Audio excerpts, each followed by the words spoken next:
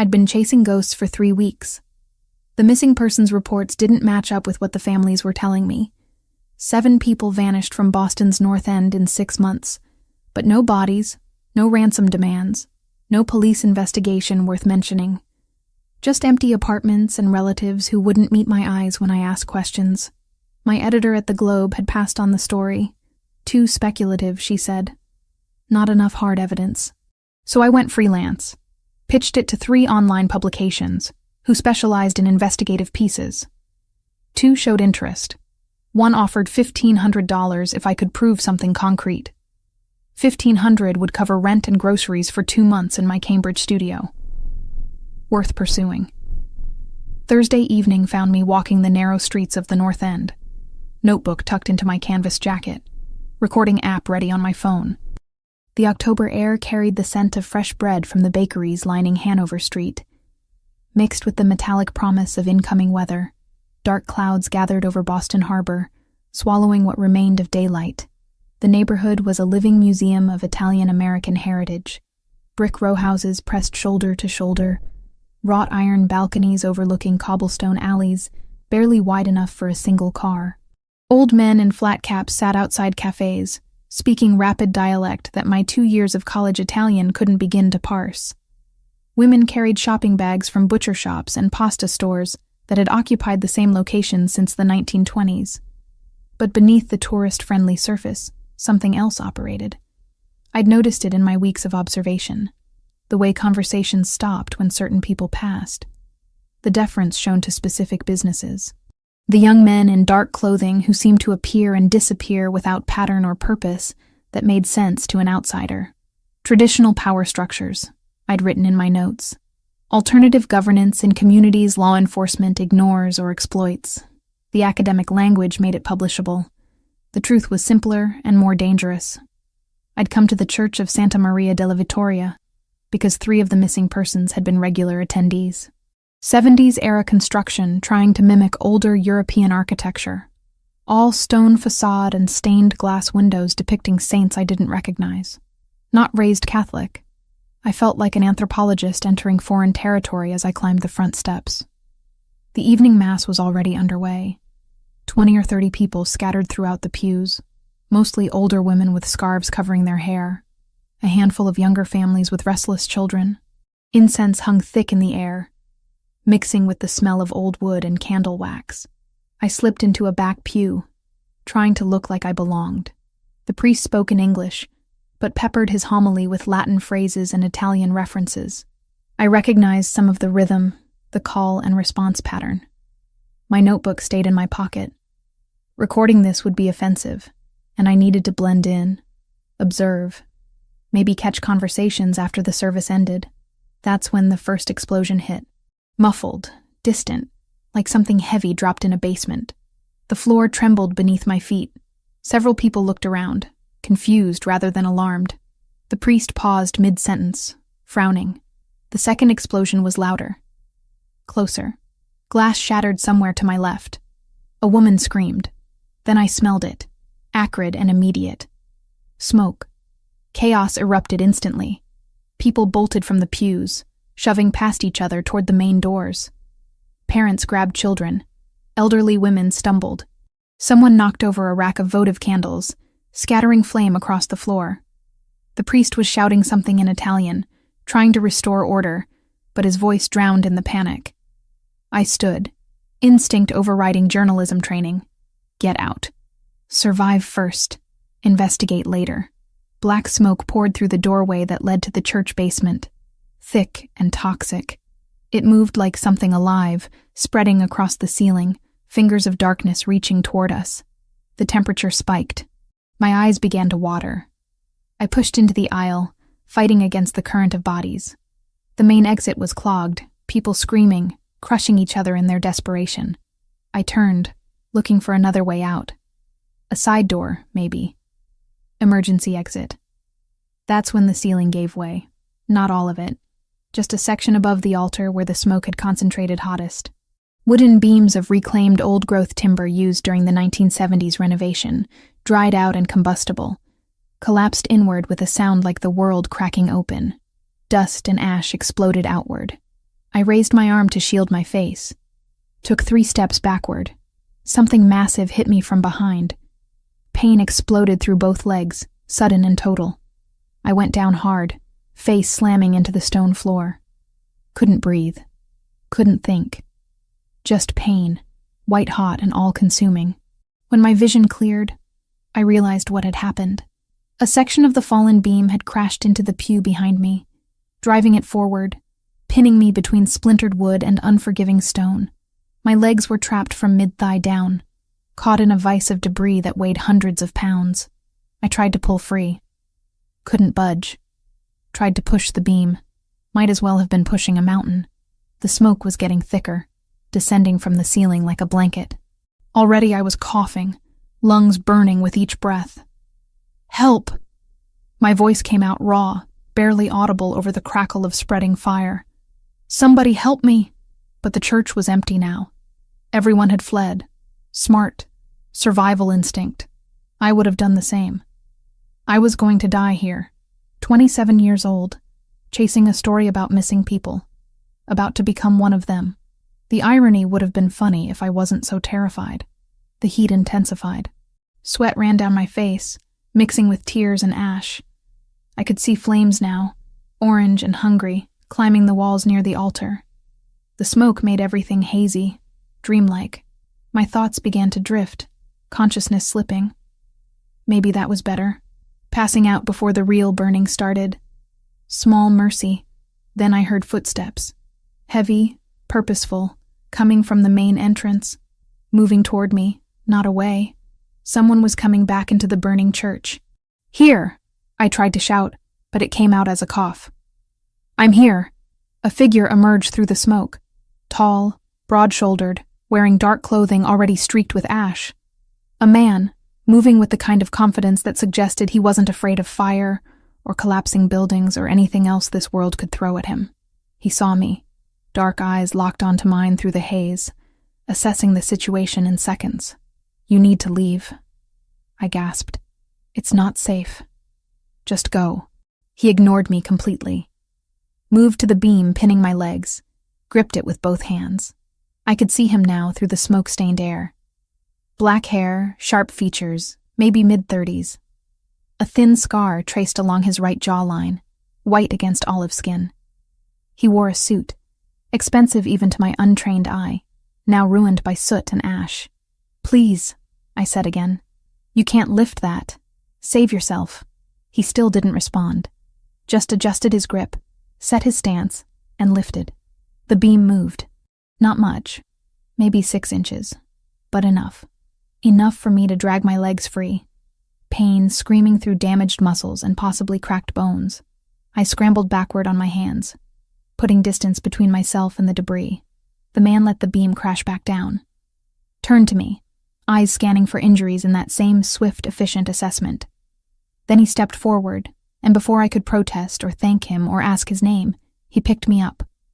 One arm under my knees, the other supporting my back, carrying me like I weighed nothing, like he did this every day. Like rescuing strangers from burning churches was just another Thursday evening. "I can walk," I lied, because my legs felt like they'd been through a wood chipper, and I wasn't sure I'd ever walk properly again. "No, you can't." His voice was low, controlled. Accent there, subtle. Not Italian exactly, but shaped by it. American-born, I guessed. Raised in a household where another language dominated. He moved toward the exit, navigating fallen debris with practiced ease. The smoke was choking now, flames spreading across the walls and ceiling. The beautiful stained glass windows were shattering from the heat, raining colored fragments onto the pews below. We hit the cool night air, like breaking through a surface after drowning. It was pouring. Heavy rain that I hadn't noticed during the Mass, now drenching us both in seconds. I gulped it down, washing smoke from my throat, feeling the blessed cold against my overheated skin. Sirens wailed in the distance, growing closer. Fire trucks, ambulances, police. A black SUV idled at the curb, engine running, driver's side door open. Another man stood beside it, older, maybe 50, with silver threading through dark hair. He looked at me with the same assessment as my rescuer, then nodded once. "In the back, Franco," my rescuer said. "Get her to the safe house. Have Marco look at her legs." "Wait," I managed. "Hospital. I need a hospital. You need safety first." He set me carefully in the back seat of the SUV, and I got my first clear look at his face. Handsome in a way that suggested danger more than comfort. Those dark eyes held intelligence and calculation in equal measure. The scar on his jaw looked old, well healed. Whatever had caused it hadn't been an accident. "Who are you?" I asked. For a moment he said nothing, just looked at me with an expression I couldn't read. Then he stepped back, nodded to Franco. "Go, now." The door closed. The SUV pulled away from the curb, tires hissing on wet pavement. Through the rear window, I watched my rescuer disappear back into the crowd gathering around the burning church, swallowed by smoke and rain and the chaos of emergency response. I tried to stay conscious, tried to catalog details, license plate numbers, street names, journalist training kicking in even as my body shut down from shock and pain. But the last thing I saw before darkness took me was his face. Those eyes. That scar. The man who had walked into hell itself to pull me out. Consciousness returned in fragments.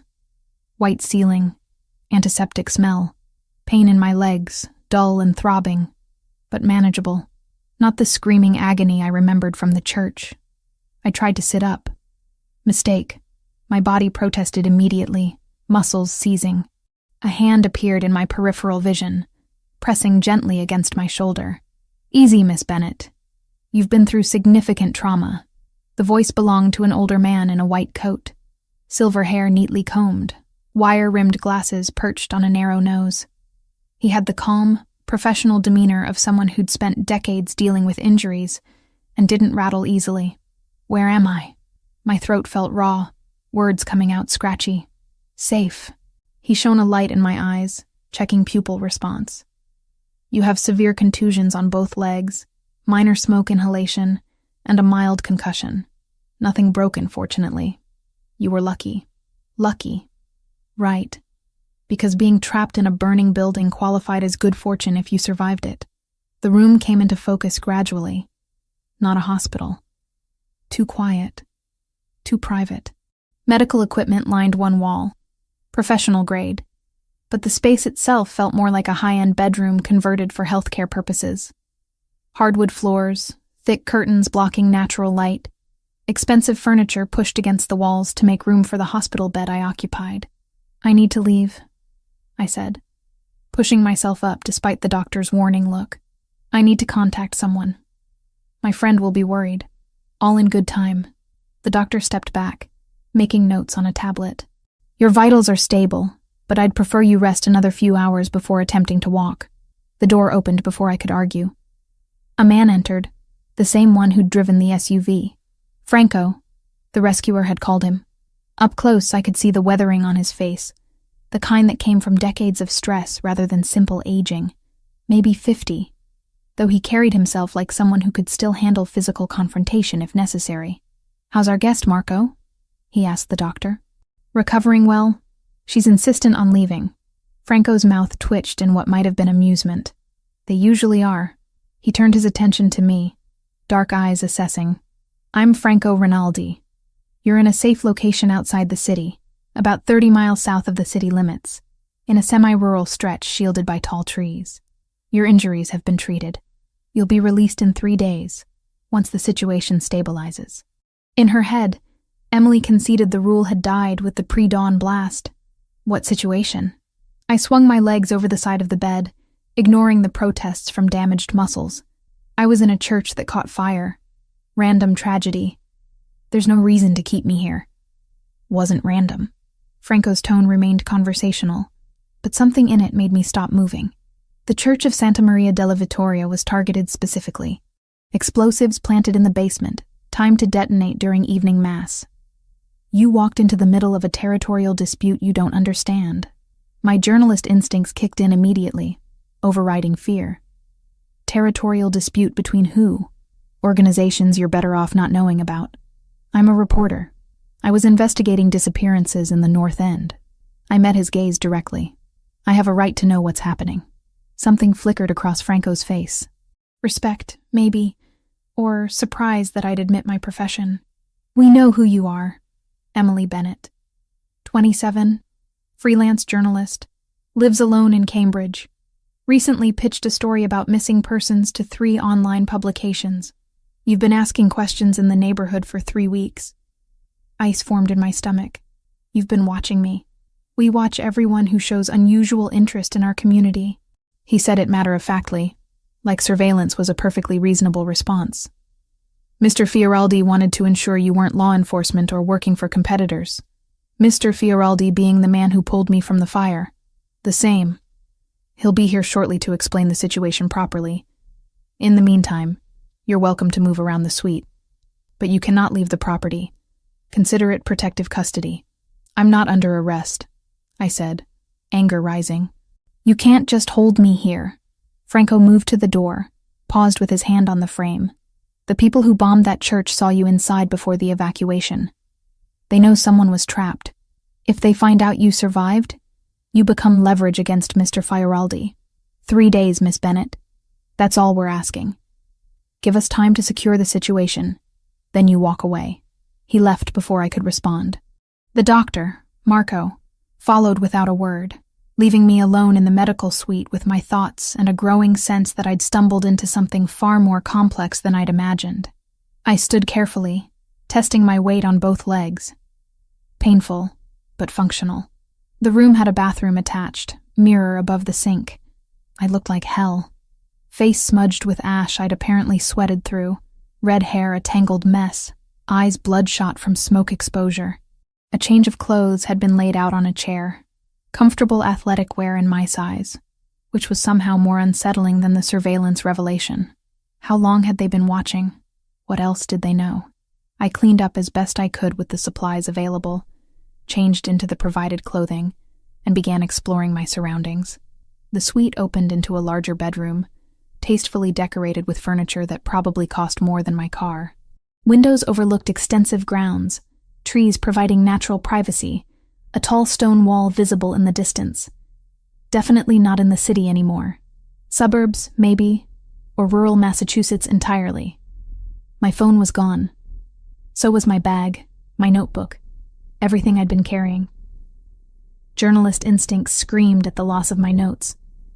3 weeks of interviews and observations vanished. The bedroom door wasn't locked. I tested it carefully, half expecting an alarm or a guard posted outside. Nothing. Just a long hallway, thick carpet muffling footsteps, more expensive art on the walls. I moved quietly, cataloging details. Large house, multiple rooms, everything maintained with the kind of care that suggested serious money and professional staff. Voices drifted from somewhere below. Male, speaking in what sounded like Italian. I couldn't make out words, but the tone suggested business discussion rather than casual conversation. You should be resting. I spun around. Matteo Fioraldi stood at the end of the hallway, hands in his pockets, watching me with those same dark, assessing eyes. He'd changed clothes since the rescue, now wearing tailored black pants and a charcoal shirt, sleeves rolled to his elbows. The scar on his jaw stood out more clearly in the hallway lighting. You can't keep me here, I said, proud that my voice stayed steady. I appreciate the rescue, but I need to leave. I have a life, responsibilities. People who will worry. Your friend Sarah. He moved closer, and I fought the urge to step back. The editor you work with occasionally. She's expecting you back when? The casual knowledge of my personal life sent another chill through me. That's none of your business. Everything that happens in my territory is my business, Miss Bennett, including journalists asking questions about things they shouldn't. He stopped a few feet away, close enough that I could smell faint traces of smoke still clinging to his clothing. But I'm not your enemy. I saved your life because you were an innocent caught in someone else's war. Then let me go. In 3 days. Once we're certain the Albanian Mafia won't use you to get to me. Albanian Mafia. He said it so casually, confirming what Franco had implied. I'd walked into the middle of organized crime warfare, and somehow these people thought I was valuable enough to protect. Or control. I want to call Sarah, I said. She'll report me missing if she doesn't hear from me soon. Matteo considered this, then nodded. Supervised call. You'll tell her you're following a lead out of town. You'll be back early next week. Nothing about the fire or this location. And if I refuse, then we'll contact her ourselves with a similar message." He pulled a phone from his pocket, my phone, and held it out. "Your choice whether she hears it from you or from us." I took the phone, hating the position he'd put me in, hating that he was right about Sarah reporting me missing. She was protective, had been ever since we met in college, bonding over late-night editing sessions and shared frustration with traditional journalism's decline. I dialed her number. She answered on the second ring. "Em, where the hell have you been? I've been calling for hours." "I'm fine," I said quickly. "I'm sorry, my phone died and I've been chasing down a source outside the city. I should have checked in sooner." Mateo watched me, expression unreadable. "Outside the city where?" Sarah's concern was palpable even through the phone. "I can't say yet. It's sensitive. Could be big for the story. I need a few more days to verify everything." Silence on the other end, then a sigh. "Emily, you promised you'd be careful with this North End thing. Those people don't play games." "I know. I am being careful. I'll call you Monday, okay? If you don't hear from me by Monday evening, then worry. I'm worrying now." "Don't. I'm fine. I'm safe. I'm onto something real. Trust me." Another pause. "Monday evening. If I don't hear from you, I'm calling the police." "Deal. I'll talk to you soon." I ended the call, handed the phone back to Mateo. "Satisfied?" "For now." He pocketed the device. "Franco will bring you dinner in an hour. You have access to the suite and the east wing of the house. Don't try to leave the property. The security system is comprehensive, and I'd rather not have to chase you down." 3 days, I said. "Then I walk away from whatever this is." 3 days, he agreed. "After that, you're free to go back to your life and forget you ever met me." He turned to leave, and I called after him. "Why did you do it? Go back into that church?" Mateo looked back, and for just a moment, something shifted in his expression. Vulnerability, perhaps, or memory of something painful. Because no one else would. Then he was gone, leaving me alone in a hallway of a mansion owned by the Mafia, with 3 days to understand exactly what I'd stumbled into. Saturday morning arrived with weak October sunlight filtering through the curtains. I woke to find crutches leaning against the nightstand, a silent acknowledgement that I wouldn't be staying in bed like Marco preferred. My legs protested when I swung them over the edge of the mattress, muscles stiff and bruised. But pain meant alive, meant functional. I'd take it. The crutches were professional grade, adjustable, padded. Someone had measured them to my height exactly. More evidence of the thoroughness these people operated with. I dressed in fresh clothes that had appeared overnight, another set in my exact size. Charcoal leggings, a loose cream sweater. Practical. Comfortable. I wondered if they'd raided my apartment, or simply had someone shop based on observation. The hallway outside my room was empty. No guards posted, no obvious surveillance. But I'd bet anything there were cameras, motion sensors, some kind of monitoring. You didn't build a fortress and leave the interior unprotected. I made my way slowly through the east wing, learning the layout. 6 bedrooms on this floor, each furnished but clearly unused. Guest quarters for people who apparently never visited. At the end of the hall, stairs led down to the main level. The house revealed itself gradually. Hardwood floors throughout, thick Persian rugs muffling sound. Art on the walls, real pieces, not prints. I recognized a Caravaggio copy in the foyer, or maybe an original. I couldn't tell. Dark religious imagery, dramatic lighting. Fitting. Voices drew me toward what turned out to be a formal dining room. 3 men sat around a mahogany table covered in papers and laptops, speaking in rapid Italian too quick for me to follow.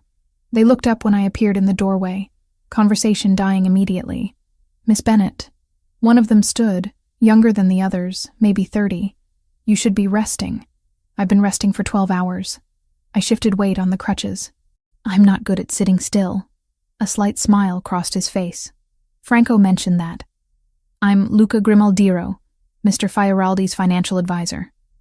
These are my associates. We're reviewing legitimate business operations, nothing that concerns you." The emphasis on legitimate was pointed. A reminder that I was a journalist, that they knew what I did for a living. "Where's Matteo?" I asked, testing the familiarity of his first name. "Handling security matters in the city. He'll return this evening." Luca gestured to the papers. "You're welcome to explore the property. The kitchen is fully stocked if you're hungry. Just stay within the perimeter walls." Dismissed. Politely, but clearly.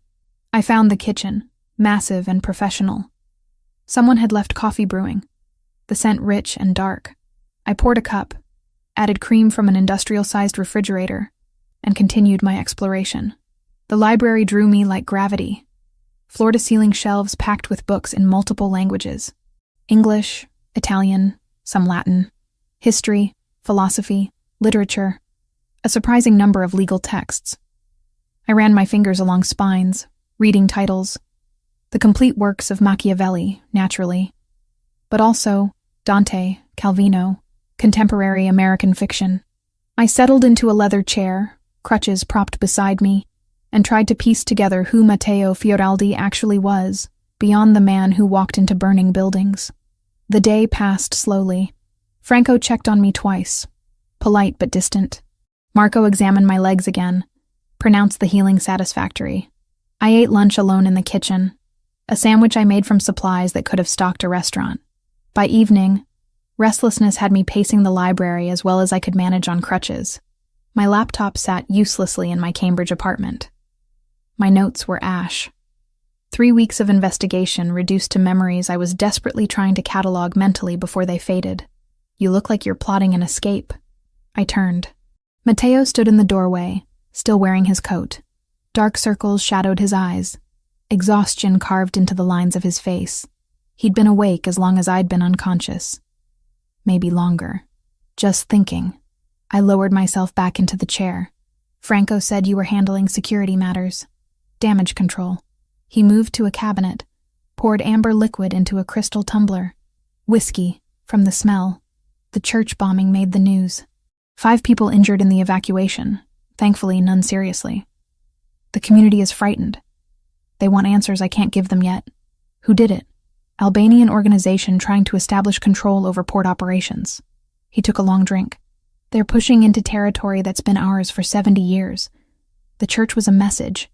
They're willing to hurt civilians to make their point. And you're not. His eyes found mine. Dark and unreadable. I don't involve innocence if I can avoid it. That's not always possible in this life. But it's a line I try not to cross. He moved to the window, looking out at grounds now dark beyond the glass. My grandmother attended Mass at Santa Maria della Vittoria every Sunday for 43 years. She died 6 months ago. That church was important to her, to the whole community. Bombing it during services was designed to provoke me specifically. It worked. Yes. He turned back. Which is why you're still here. They know I pulled someone from the fire. If they discover it was a journalist investigating their operations, you become leverage. Or a loose end to eliminate. My mouth went dry. I wasn't investigating them.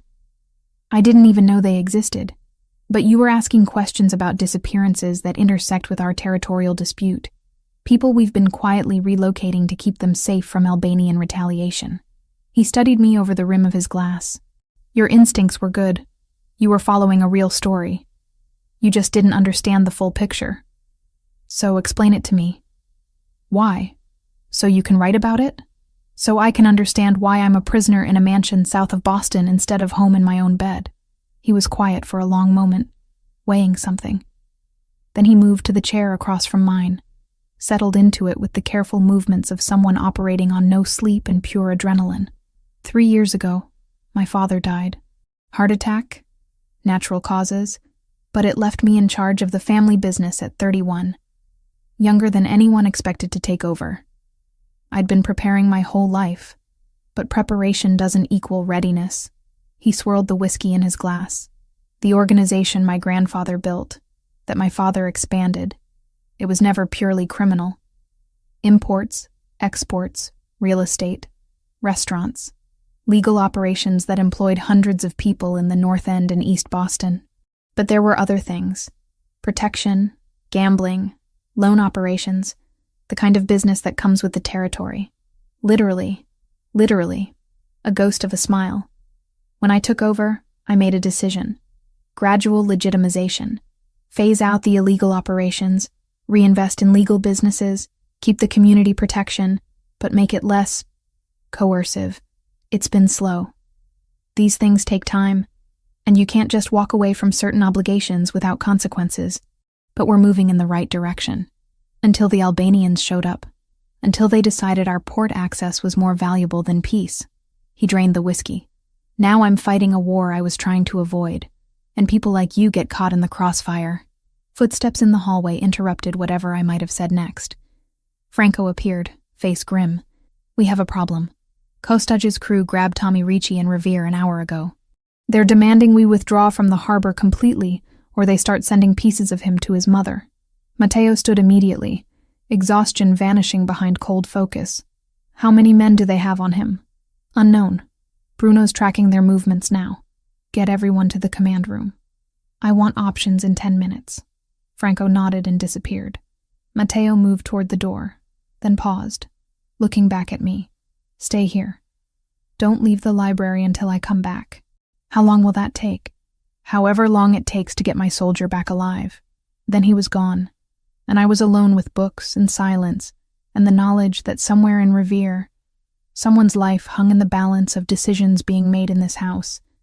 I should have stayed put, should have followed orders like a good captive. Instead, I grabbed my crutches and followed. The command room was in the west wing, hidden behind what looked like a study door. I pushed it open carefully, crutches awkward against the frame. 8 men clustered around a table covered in maps and laptops. Matteo stood at the center, phone pressed to his ear, speaking rapid Italian. Franco noticed me first, his expression shifting from surprise to resignation. No point sending me back now. Bruno has eyes on the warehouse in Revere, someone reported. 3 hostiles outside, unknown number inside. Tommy's definitely there? Matteo asked, ending his call. Confirmed. They moved him 20 minutes ago. I stayed against the wall, trying to be invisible. This was operational planning, the kind of thing civilians weren't supposed to witness. But no one ordered me out. Maybe they were too focused, or maybe Matteo had decided I'd already seen too much for it to matter. The operation unfolded like choreography. Franco coordinating teams, routes mapped, contingencies planned.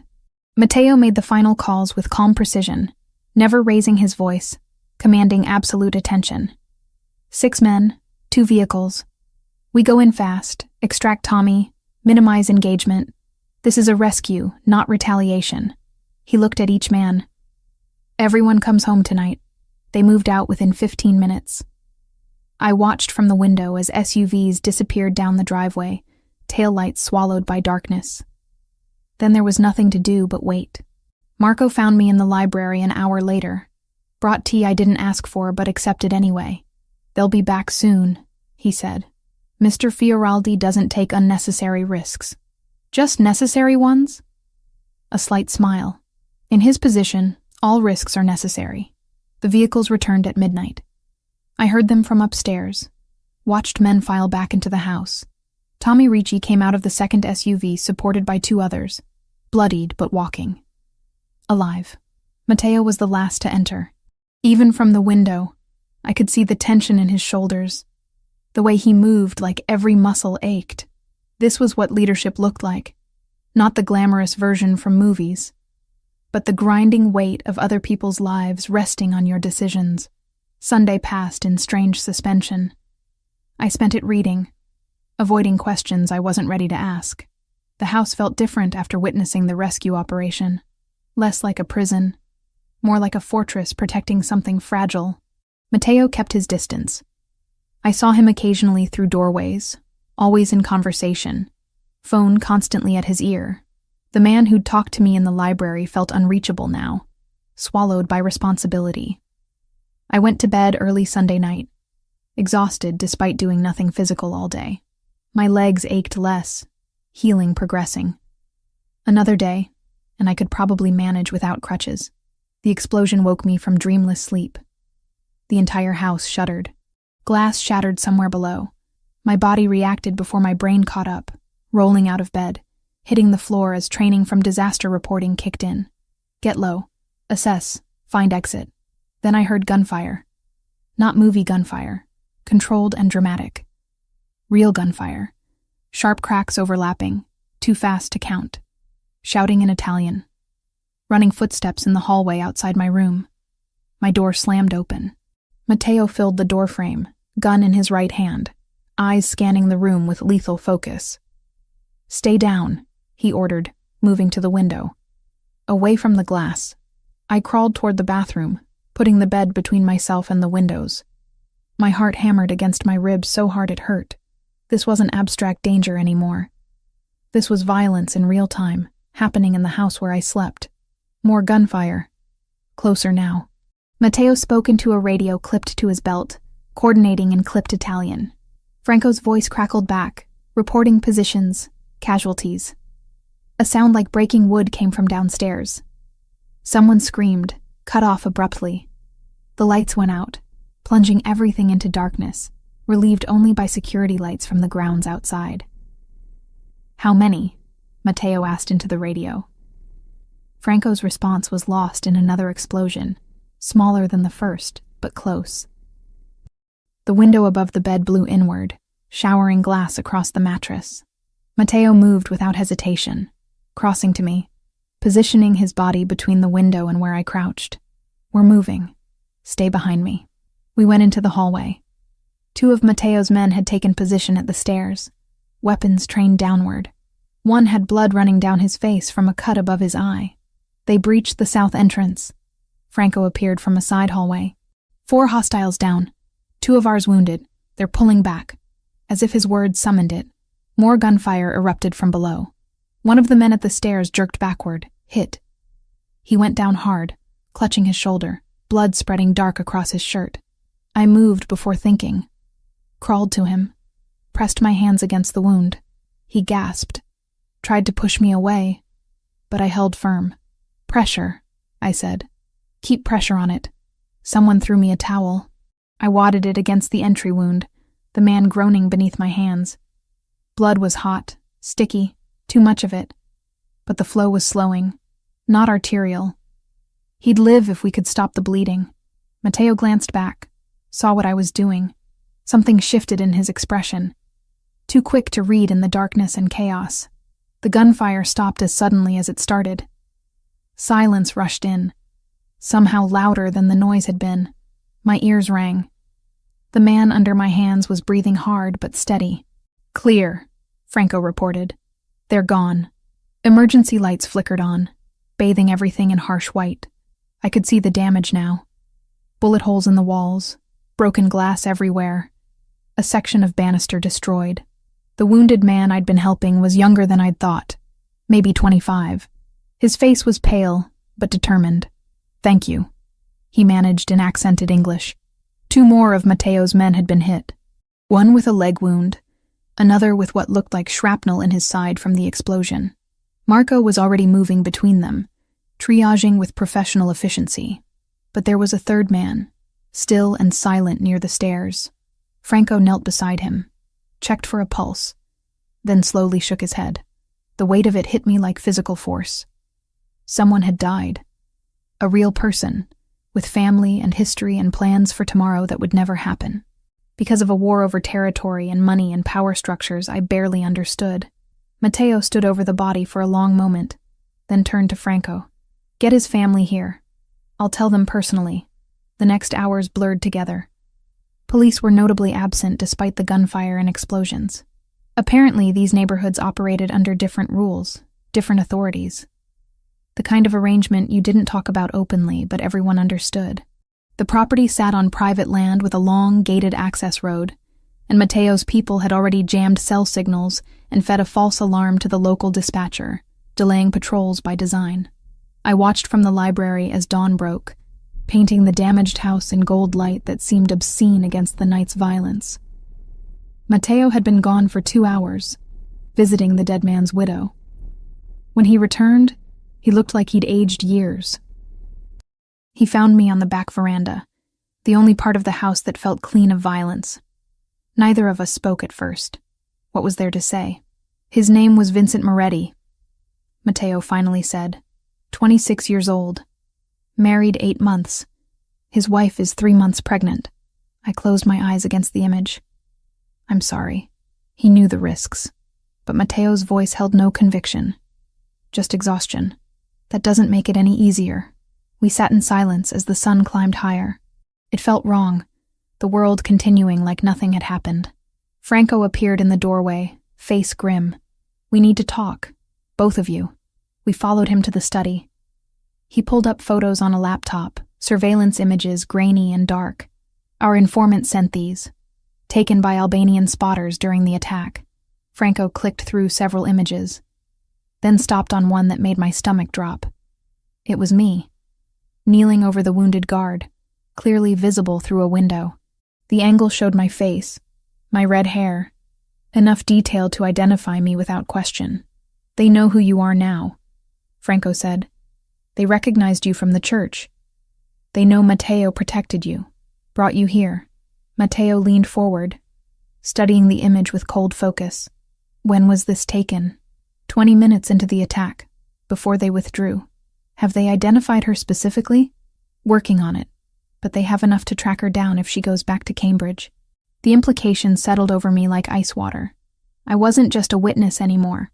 I was leverage, a target, the kind of loose end that got eliminated in wars like this. I need to leave, I said. Get out of Boston entirely. Go stay with family in California until this blows over. They'll find you, Matteo said flatly. If they want you badly enough, geography doesn't matter.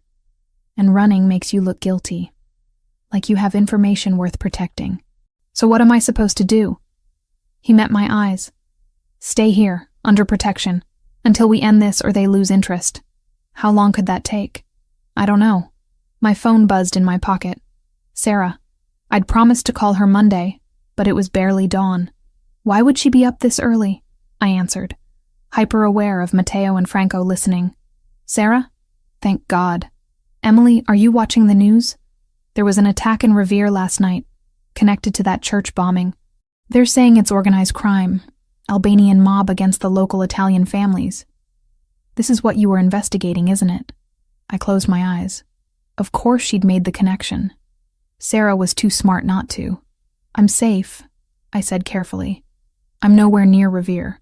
But you're still pursuing this story. Emily, this is dangerous. These people don't care about press credentials or First Amendment rights. They'll hurt you. I know. I'm being careful. Where are you right now? I can come get you. We'll leave Boston together until things calm down. I looked at Matteo, who shook his head slightly. If Sarah came here, she'd become part of this too. Another target. Another person in danger because of me. I can't tell you where I am, but I'm safe. I promise. Just give me a few more days. Emily. Sarah, trust me, please. I'll call you soon. I ended the call before she could argue further, guilt sitting heavy in my chest. I was lying to my best friend, the one person who'd always been there. But what choice did I have? You did the right thing, Franco said quietly. Keeping her out of this protects her. I wasn't sure I believed him, but I also wasn't sure I had any other options left. The week that followed Vincent Moretti's funeral stretched longer than the 7 days on the calendar suggested. I'd told myself I was staying because leaving would be more dangerous, because the Albanians had my face, and Franco was right about geography not mattering to people who wanted you dead. But that wasn't entirely true anymore. Tuesday morning found me in the library again, laptop open on the mahogany desk. Franco had provided it reluctantly, after I'd argued that sitting idle was driving me insane. Limited internet access, heavily monitored, but functional for basic research. I started with the disappearances that had brought me to the North End in the first place. 7 people in 6 months, all connected to the Italian community. No bodies, no ransom demands, just empty apartments and families who wouldn't talk. I cross-referenced names with property records, social media activity, utility bills. Patterns emerged slowly, like developing photographs in a darkroom. Maria Giordano, reported missing in April, had electricity bills showing up at an address in Hartford, Connecticut. Anthony Cusumano, gone in June, had a new driver's license issued in Providence, Rhode Island. They weren't dead. They were relocated. By Wednesday afternoon, I'd mapped 5 of the 7 to new locations, all within 3 hours of Boston, all in areas where Italian communities existed, where they could blend in, start over. Witness protection, but not the federal kind. This was family taking care of its own. I found Matteo in what Franco called the war room, staring at maps of Boston Harbor with the intensity of a general planning invasion. He looked up when I entered, exhaustion carved into the lines around his eyes. "The missing people," I said without preamble. "They're not missing. You moved them." He studied me for a long moment, then gestured to a chair. "Sit. Tell me what you found." I laid out my research, the addresses, the pattern of relocation. He listened without interrupting, occasionally nodding as I confirmed what he already knew. "They were witnesses," he said when I finished, "to Albanian operations, to violence, to things that would have gotten them killed if they testified. So we moved them quietly. New identities, financial support, protection. Better than what the federal government would have provided, and faster. Why not go through proper channels? Because proper channels mean trials, publicity, years of waiting while the people you're testifying against know exactly where to find you." He leaned back, scrubbing a hand across his face. "The Albanians started pushing into port territory 2 years ago. Not aggressively at first, just testing boundaries. But when they met resistance, they escalated. Started targeting civilians who might cooperate with authorities. So you got them out first. We protected our community. That's what families do, Miss Bennett. Legal or not, that's the responsibility we accepted generations ago." Thursday brought a different kind of education. Matteo had business in the North End, and Franco suggested I accompany them. "Fresh air," he said. "Change of scenery." The truth was simpler. They wanted me to see what they actually did beyond the violence and territory wars. We drove into the neighborhood in an unmarked sedan. No entourage, no obvious security. Just Matteo, Franco, and me watching Boston's Italian heart go about its daily business. Our first stop was a bakery on Hanover Street, the kind that had occupied the same storefront since the 1940s. The owner, an old man with flour-dusted hands, greeted Matteo with genuine warmth. They spoke in Italian too rapid for me to follow, but I caught the gist. A dispute with the landlord. Rent increases the bakery couldn't sustain. Matteo made 2 phone calls. Within 20 minutes, the issue was resolved. The landlord, who apparently owed the Fioraldi family some unspecified favor, agreed to keep rent at current rates for 5 years. "That's not exactly legal mediation," I said as we left. "No," Matteo agreed. "But it kept a 70-year-old man from losing his livelihood, and it kept an institution in the community. Sometimes the law isn't equipped to handle what's actually just." The afternoon continued in similar fashion. A dispute between 2 restaurant owners over supplier contracts, settled with phone calls and quiet conversation. A widow whose pension had been delayed by bureaucratic nonsense, resolved through connections Matteo had in city offices. A teenager caught shoplifting, handled privately rather than through police who would have given him a record. I watched it all with growing complexity of feeling. This wasn't the romanticized mafia from movies, all violence and intimidation. This was something closer to feudal lordship, protection and control bound together so tightly you couldn't separate them. "You're judging," Matteo observed as we drove back. "I'm trying to understand." "Understanding and approval aren't the same thing." "No," I agreed. "They're not." Friday evening found us in the library again, the space that had become neutral ground between us. He poured whiskey, offered me a glass I accepted this time. The alcohol burned pleasantly, warming me from the inside. "Tell me about the port," I said. "Why it matters so much." He settled into the chair across from mine, drink cradled in both hands. "My grandfather came to Boston in 1952 with nothing. He worked the docks, saved every dollar, eventually bought a small import business. Wine, olive oil, cheese. Real products, legal trade. My father expanded it, added restaurants, real estate. We employ 300 people directly, another 200 indirectly through contracts and supply chains. And the illegal operations? Protection, mostly. Gambling operations we inherited and haven't fully phased out. Some loan services the banks won't touch. He met my eyes. I'm not pretending we're saints, Emily, but 70% of our revenue is legitimate business. I've spent 3 years moving that number toward 80, toward 90. It's slow, but it's progress. Until the Albanians showed up. Until they decided our port access was more valuable than peace. They want the shipping routes, the warehouse space, the connections we've built over 70 years. His jaw tightened. They think they can take it through violence and intimidation. They're wrong. My phone buzzed. Sarah, for the 3rd time this week. I'd been maintaining the lie about chasing a story, keeping details vague, promising to check in regularly. The guilt was becoming its own weight. I stepped into the hallway to answer. Hey, you sound tired. Long week. How are things there? Fine. Boring without you around. She paused. Are you sure you're okay? You sound different. Different how? I don't know. Stressed, maybe, or scared. If you're in over your head with this story, you can walk away. No article is worth getting hurt. I thought about Vincent Moretti's widow, about the bullet holes in the mansion walls, about the way Matteo looked at me sometimes like I was a problem he couldn't solve. I'm not in danger, I said, the lie tasting worse each time I repeated it. I promise I'll be home soon. We talked for a few more minutes before she had to go.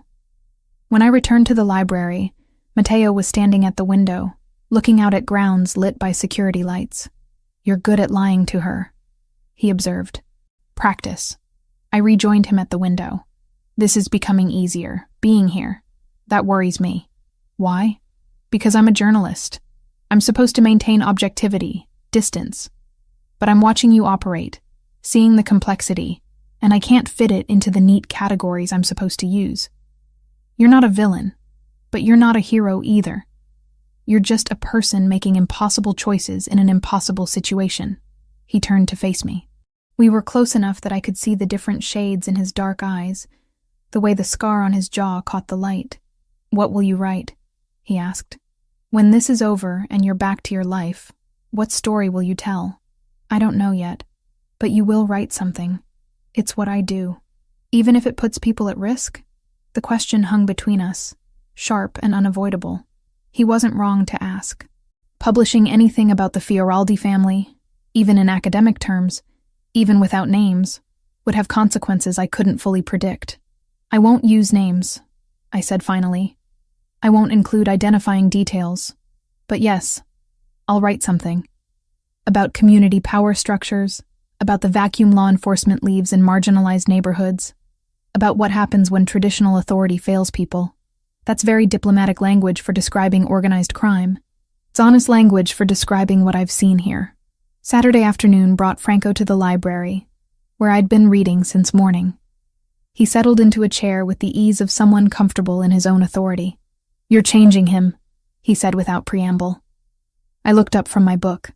Excuse me? Matteo. He's different when you're around. Softer, maybe. More willing to question things he's always accepted. Franco studied me with those assessing eyes. I've known him since he was 16. Watched his father groom him to take over. Watched him struggle with the weight of leadership when it came too soon. He's never let anyone see the parts of himself he's shown you. I don't know what you want me to say. I want you to understand what you're dealing with. He can't leave this life, Emily. Too many people depend on him. The community, the families of his soldiers, the businesses that survive because of protection we provide. If he walks away, the structure collapses. Other families move in, probably more violent ones. Or the Albanians take everything. I know that. Do you? Because I see the way you look at each other. I see what's building between you. And when you leave, it's going to hurt both of you. He stood, moved to the door. I'm not trying to be cruel. I'm trying to prepare you for reality. He left before I could respond. His words settled over me like weight, truth I'd been avoiding. Whatever this was between Matteo and me, it had an expiration date, approaching fast. Sunday dinner was quiet, just Matteo, Franco, and me at the dining table. The mansion felt emptier with most of the security team on rotation elsewhere. We ate pasta Franco's sister had prepared, drank wine from bottles imported through Matteo's legitimate business. The Albanian operation is fragmenting, Matteo said, breaking the comfortable silence. Our sources say their leadership is fighting internally over strategy. The church bombing wasn't authorized by their top tier. It was a lower-level commander trying to make a name for himself. Does that change anything? I asked. It might. If their organization splinters, we can negotiate with the more reasonable factions, isolate the violent ones. He paused. It also means the threat against you specifically might decrease. You were caught in a rogue operation, not a coordinated strategy. Hope flared, unexpected and bright. So I could leave? Not yet. But soon. Possibly. The prospect should have thrilled me. Freedom, return to normal life, escape from the complex moral territory I'd been navigating for a week. Instead, I felt something uncomfortably close to disappointment. That night found me on the veranda again, wrapped in a borrowed coat against the October chill. Matteo appeared beside me without announcement, 2 glasses of wine in hand. Thank you, I said, accepting one. For everything. For saving me, protecting me, showing me things I never would have understood otherwise. You're welcome, though I'm not sure what you're thanking me for. I put you in danger by pulling you from that church. The Albanians wouldn't have known you existed otherwise. You also saved my life. I'd be dead if you hadn't gone back in. We stood in silence, watching stars emerge in the darkening sky. Boston's light pollution was visible on the horizon, but out here we could see the constellations clearly. I've been thinking about what you said, Matteo began, about writing your story. You should do it. Tell the truth as you see it. The complexity, the contradictions, all of it. It won't be flattering. Truth rarely is. He turned to face me. But it'll be honest, and that matters more. The moment stretched between us, charged with everything unsaid. His hand reached up, fingers brushing hair back from my face with unexpected gentleness. My breath caught. Then the veranda door opened. Franco stood there, phone in hand, expression urgent. We have a problem. The Albanian commander who ordered the church bombing, someone just took him out. Execution style. And they're pointing fingers at us. Matteo's posture shifted instantly from the man beside me to the leader his family needed. Gather everyone. Command room, 5 minutes. He looked back at me once, regret and something else crossing his features. Then he was gone, and I was alone on the veranda with stars overhead and the taste of almost on my lips. The assassination of the Albanian commander changed everything overnight.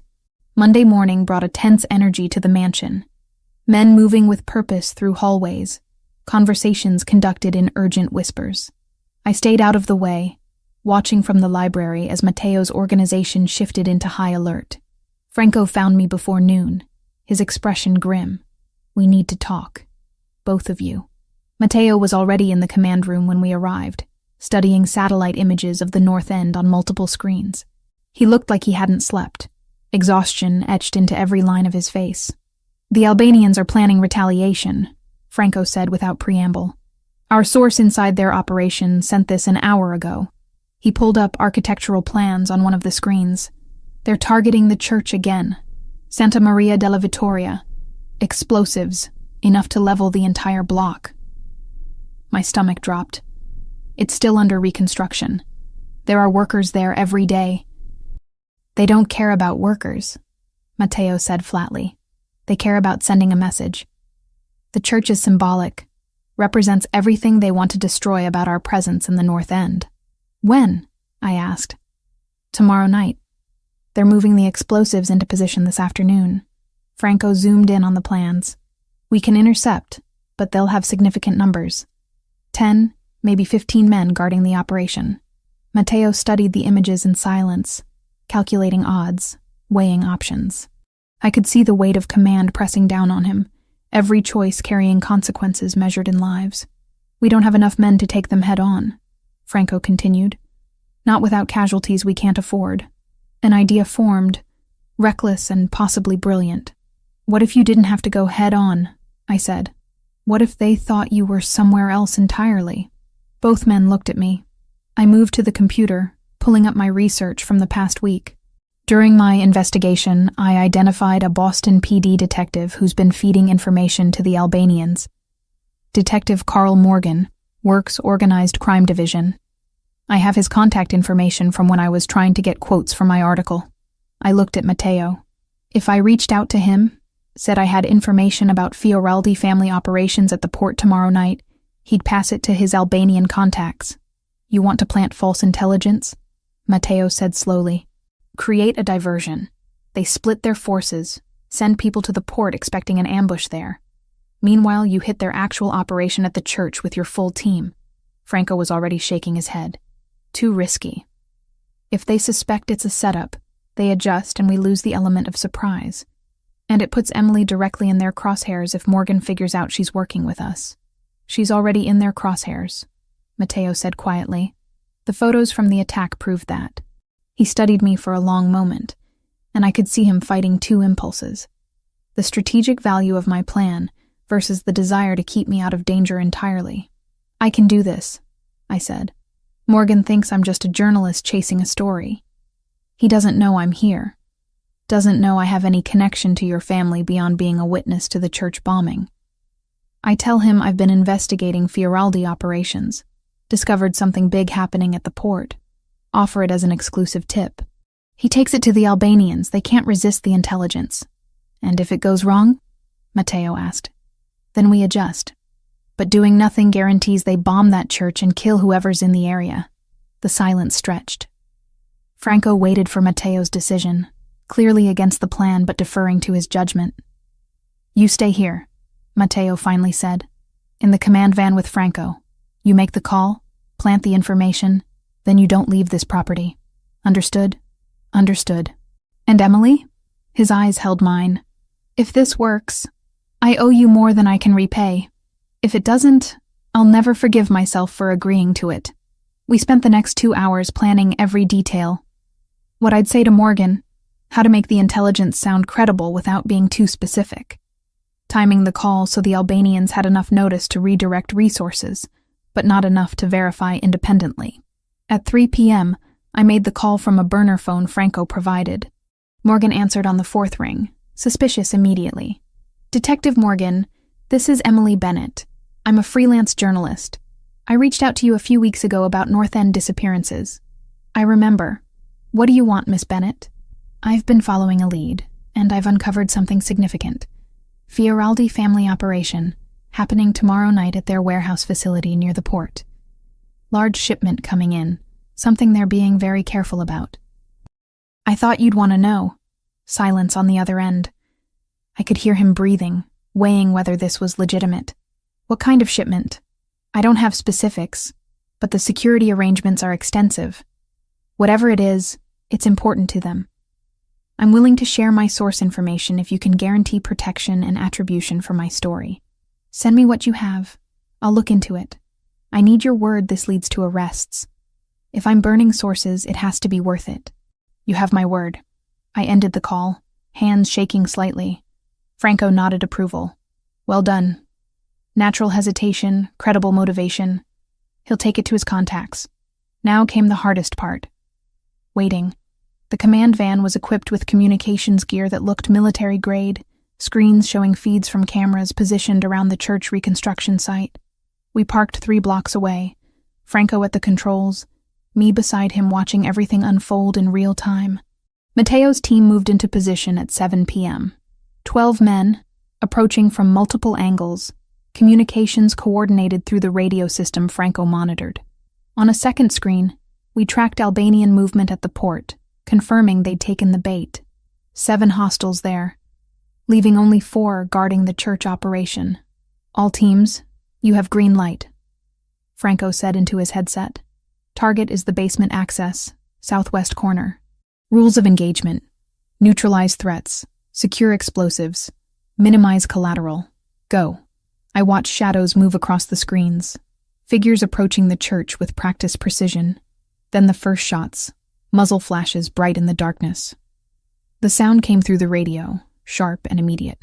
Contact, 3 hostiles, engaging. Second team moving to flank. Basement secured, 2 down. The operation lasted 8 minutes. 4 Albanian operatives neutralized, explosive materials secured, no civilian casualties. Professional, efficient, exactly what Matteo had trained his people for. But then Franco's voice tightened. Matteo's hit, right shoulder through and through. He's mobile but bleeding. Everything else faded. I heard myself asking if he was okay, heard Franco's response that it was superficial, heard the tactical debriefing continuing. But all I could focus on was the image of Matteo wounded, bleeding, because I'd suggested this plan. When the vehicles returned to the mansion, I was standing in the driveway before they'd fully stopped. Matteo climbed out of the second SUV, left arm hanging awkwardly, blood soaking through a makeshift bandage on his right shoulder. Marco was already moving toward him with a medical kit. But Matteo's eyes found mine first. "It worked," he said. "Everyone's safe." I crossed the distance between us without thinking, without planning, driven by relief and fear, and something fiercer I wasn't ready to name. My hands touched his face, checking for other injuries, needing the confirmation that he was alive and whole despite the blood. "You're hurt. I've had worse. That's not comforting." He caught my wrist gently with his good hand, stopping my frantic assessment. We were close enough that I could see gold flecks in his dark eyes, could feel the warmth of his breath against my face. "Emily," he said, my name carrying weight I'd never heard before. Then he kissed me, not gentle, not tentative, urgent and fierce, tasting of adrenaline and relief and all the tension that had been building between us for days. I kissed him back, fingers tangling in his hair, pressing closer despite his injury. When we broke apart, Franco was politely studying something in the opposite direction, and Marco was waiting with obvious impatience to treat the gunshot wound. "We should talk about this," I managed. "Later," Matteo agreed. After Marco stops glaring at me. The medical treatment took an hour. Clean through shot, no bone damage, painful but not serious. I waited in the hallway outside, trying to process what had just happened, what it meant, what came next. Franco found me there carrying his laptop. His expression was carefully neutral. "We have a problem." He showed me the surveillance footage, images captured by Albanian spotters during the mansion attack a week ago. Me, kneeling over the wounded guard, clearly visible through the window. My face, my red hair, enough detail to identify me without question. "They've been circulating this in their network," Franco said, "trying to determine who you are and why Matteo protected you. Our intelligence suggests they've connected you to the church bombing, figured out you're the journalist who was asking questions in the North End." Ice formed in my stomach. "So they know where to find me. They know your name, your apartment address, probably your routine before Matteo brought you here. Going back to Cambridge now would be suicide. They'd grab you within hours, use you as leverage against us." Matteo appeared in the doorway, shoulder freshly bandaged, moving carefully. He'd heard the last part. "You can't go home," he said. "Not until we resolve this completely.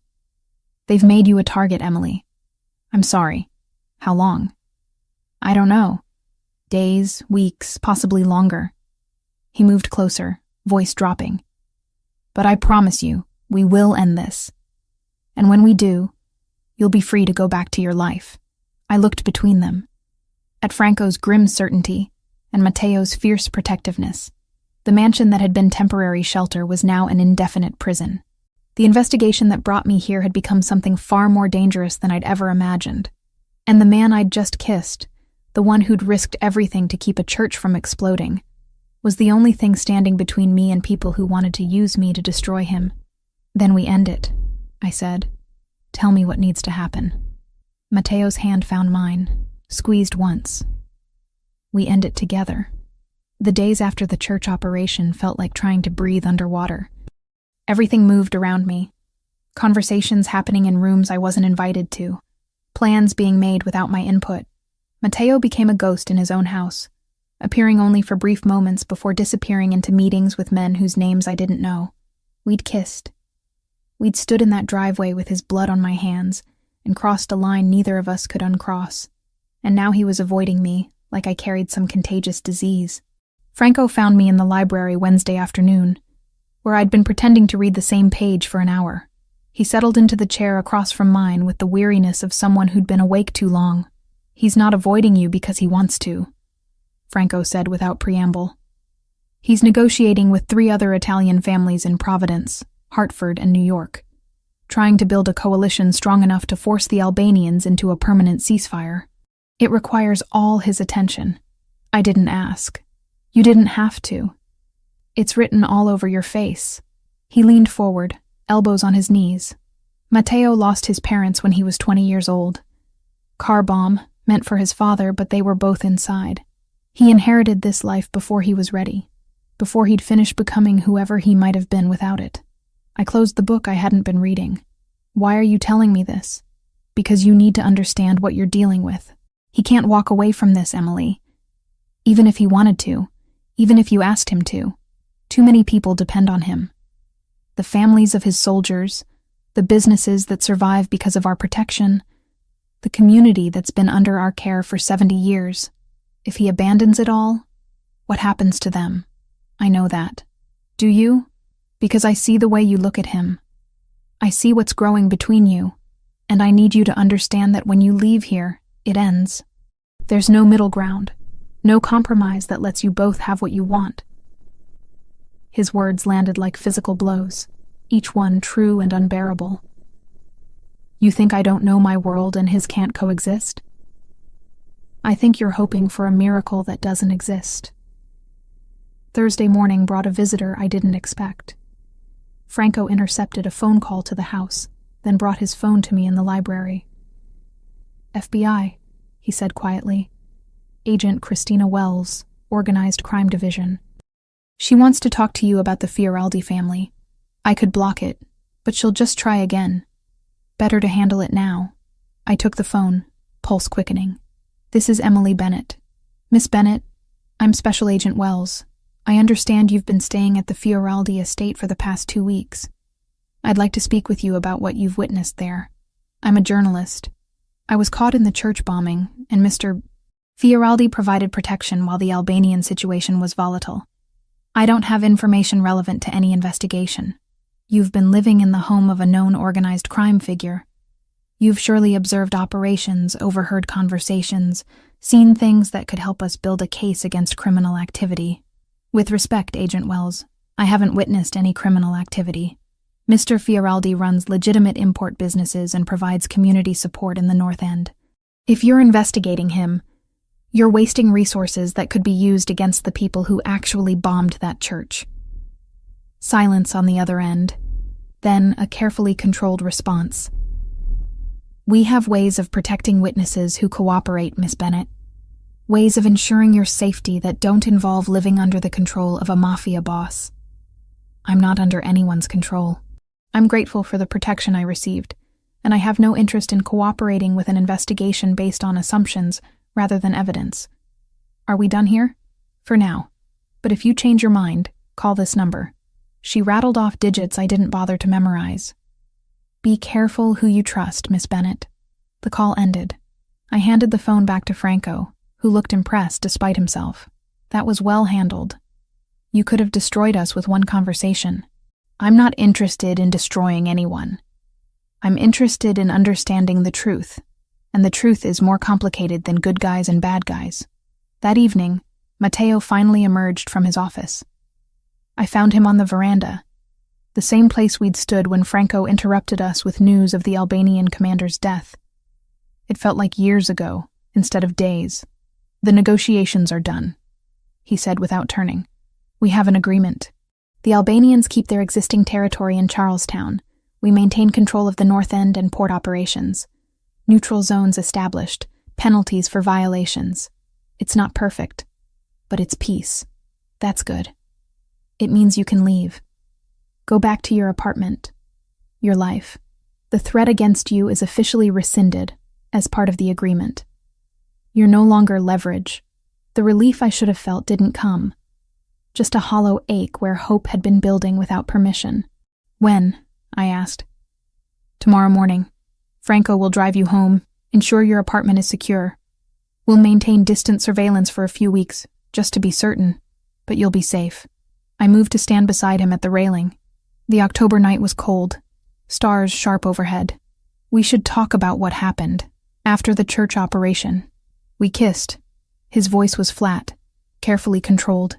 In the heat of the moment, adrenaline and relief. It doesn't change anything, doesn't it? He turned to face me then, and the pain in his eyes was so raw it took my breath away. Emily, I can't give you what you deserve. I can't walk you down Hanover Street without worrying about who's watching. Can't take you to dinner without calculating security risks. Can't introduce you to my life without pulling you deeper into danger. You deserve someone whose past doesn't include bodies buried in consequences. Someone who can give you a normal future. And what if I don't want normal? You say that now. But 6 months from now, when you're living under constant surveillance, when you can't publish certain stories because it puts me at risk, when you have to lie to everyone you know about who I really am, you'll regret it. And I won't do that to you. So you're deciding for both of us. I'm protecting you from a choice you'll come to hate. I wanted to argue, to fight against his certainty. But I could see the conviction in his face, the way he'd already made the decision, and locked it behind walls I couldn't breach. What if I wrote about this? I asked. About community power structures. About what I've seen here. Would you try to stop me? No. Write your truth, Emily. Tell the story as you understand it. Just protect the people in it. The ones who trusted you by letting you see behind the curtain. I will. We stood in silence, the space between us charged with everything unsaid. Finally, he stepped back, creating distance that felt permanent. Franco will have you ready to leave at 8 a.m. If you need anything before then, he'll arrange it. He walked away without looking back, and I stood alone on the veranda wondering how something that had felt so right could end so absolutely. Friday morning came too fast. I packed the few belongings I'd accumulated, changed into my own clothes that someone had retrieved from my apartment. The woman who looked back at me from the mirror was different from the one who'd entered a burning church 2 weeks ago. Harder, maybe. More aware of the shadows that existed beneath the surface of every city. Franco drove me home in silence, respecting the fact that I had nothing left to say. Cambridge looked exactly the same as when I'd left, which felt wrong somehow. The world should have changed to reflect everything that had happened. My apartment was exactly as I'd left it. Dishes still in the sink from that Thursday morning that felt like a lifetime ago. Franco checked every room, every window, confirmed the security measures his people had installed. You have my number, he said at the door. If anything feels wrong, if anyone approaches you about what you saw, call immediately. Thank you, Franco, for everything. He nodded once, then left, and I was alone for the first time in 2 weeks. Sarah arrived 30 minutes later, letting herself in with the spare key I'd given her years ago. She took one look at my face and pulled me into a hug that broke something loose inside me. Tell me everything, she demanded. I told her what I could. The investigation, the church bombing, being caught in the wrong place.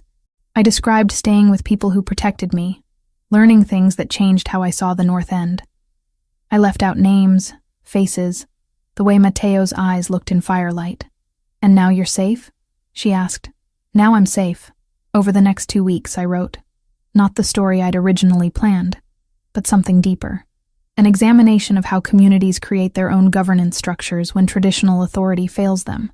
How protection and control become indistinguishable. How people survive in the margins using whatever tools they have available.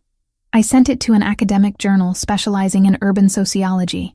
They published it within a week, and it generated exactly the kind of thoughtful discussion I'd hoped for. Professors cited it. Students used it in papers. Fellow journalists reached out with questions. But every night, I lay in my bed and felt the absence of something I'd never really had. I told myself the emptiness would fade, that returning to normal life would fill the spaces Mateo had occupied. I'd been wrong. 2 months felt longer than the 2 weeks I'd spent in Mateo's mansion. January arrived with the kind of cold that made Boston feel like a different city entirely. Snow transforming the brick and concrete into something softer, almost forgiving. I'd settled back into my life with surprising ease on the surface. Freelance assignments, coffee dates with Sarah, the rhythms of Cambridge existence that required no explanation or justification. But underneath, something fundamental had shifted. I saw power structures everywhere now. the invisible networks that govern neighborhoods, the way protection and control intertwined in ways most people never noticed. The envelope arrived on a Thursday with no return address, just my name written in careful script. Inside were photographs printed on glossy paper. Albanian crime boss Arben Kastrati in FBI custody. Federal agents escorting him from a warehouse in Chelsea. The headline from the Boston Globe clipped and included, "Major human trafficking ring dismantled. Albanian leader faces life sentence." No note. No message. But I knew who'd sent it. I sat at my kitchen table for a long time, studying the images. Matteo had been working toward this even while I'd been at the mansion, building a case against the Albanians that would end the territorial war permanently. Not through violence, but through the justice system he claimed didn't work for people like him. The irony wasn't lost on me. Saturday morning found me restless, unable to focus on the article I was supposed to be drafting.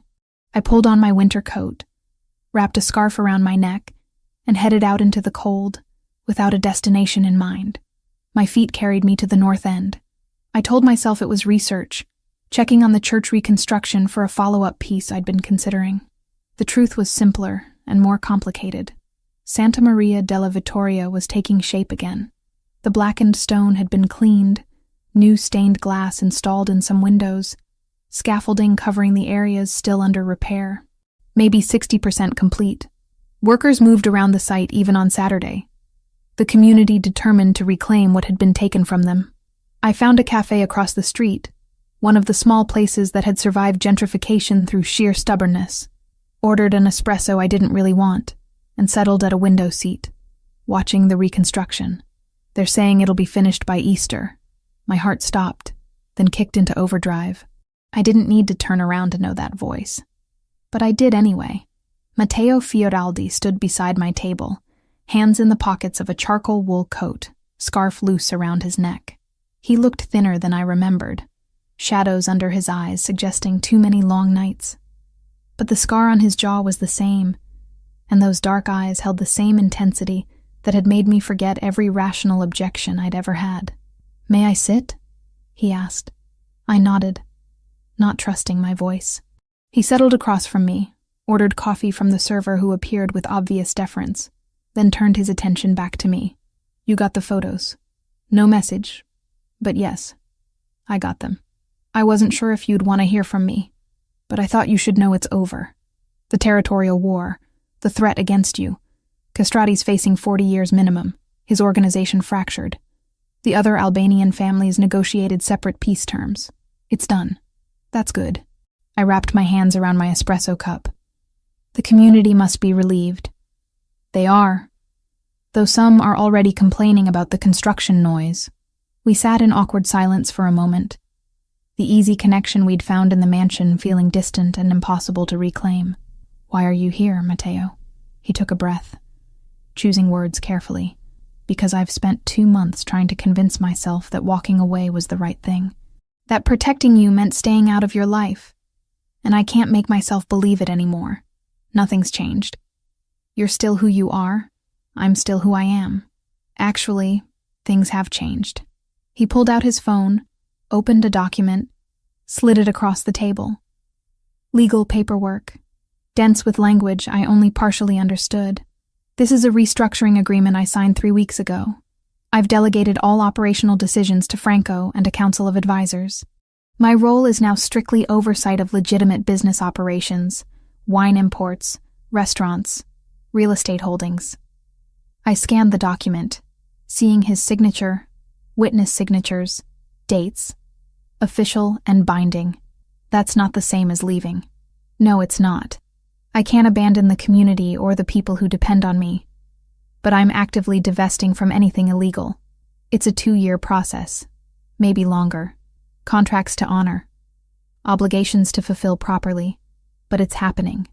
I met with attorneys yesterday to discuss how to make the transition permanent. He took the phone back, pulled up more documents.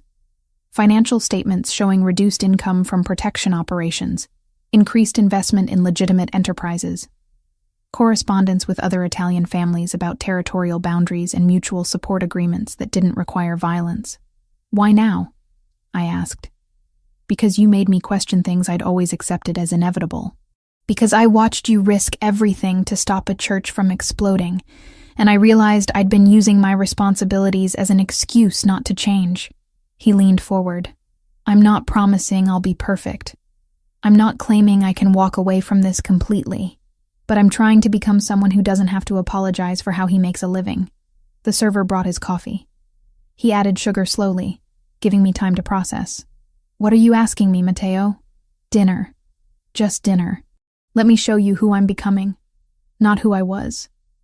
If you decide it's not what you want, I'll respect that. But I had to try, Emily. I had to know if what we had was real or just adrenaline and impossible circumstances. I thought about the past 2 months. The way I'd reread my own article dozens of times, looking for him between the lines. The way Cambridge felt emptier than it should. Even with Sarah and my work and my freedom. The way I'd driven past the North End twice without admitting why. I don't know if this can work, I said honestly. Our worlds don't overlap easily. I know. I'm not going to stop writing.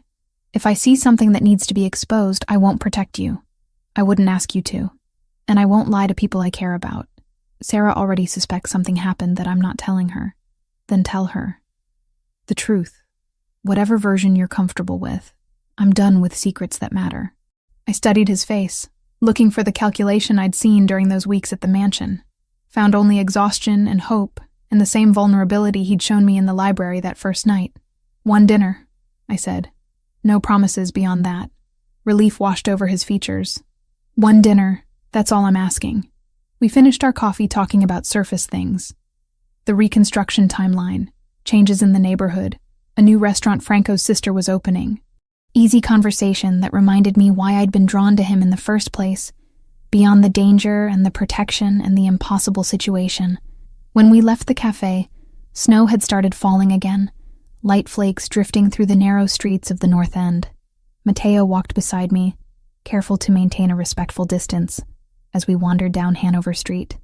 What's your opinion on the great cannoli debate? He asked suddenly. I laughed, surprised. The what? Mike's pastry versus modern pastry. It's a serious question. Wars have been fought over less. I'm a journalist. I remain impartial on controversial topics. Coward. Diplomatic. We argued about pastries and the best pizza in Boston, and whether the Red Sox had any chance next season. Trivial conversations that felt profound because they were normal, because they weren't about violence or territory or impossible choices. At the corner where Hanover met Prince Street, we stopped. My apartment was in one direction, his life in another. Thank you for today, I said. Thank you for giving me a chance. He reached into his coat, pulled out another card. My personal number. Not business, not monitored. Call me when you're ready for that dinner. I took the card, our fingers brushing in the exchange. The same electricity I'd felt in the mansion driveway, but gentler now. Less desperate. Mateo? I said, as he started to turn away. I'm glad you didn't stay away. His smile was real, reaching his eyes for the first time since he'd sat down at my table. So am I. I watched him walk back into the North End. A figure in a charcoal coat disappearing into falling snow, and the neighborhood that had shaped him. Then I turned toward Cambridge, pulling out my phone. Sarah answered immediately. Em? What's up? I'm having dinner with someone. Maybe tomorrow, maybe next week. I don't know yet. Someone interesting? I thought about Mateo's transformation, about the risks we were both taking, about the possibility that hope could exist without guarantees. Very interesting, and complicated. I'll tell you about it over coffee. I'm holding you to that. We said goodbye, and I continued walking through snow-covered streets, the card in my pocket and a future unwritten stretching ahead. It wouldn't be easy. There would be challenges neither of us could predict, moments where our worlds collided in ways we couldn't control. But for the first time since leaving his mansion, I felt like I could breathe fully, not because anything was certain, but because we'd both chosen to try anyway.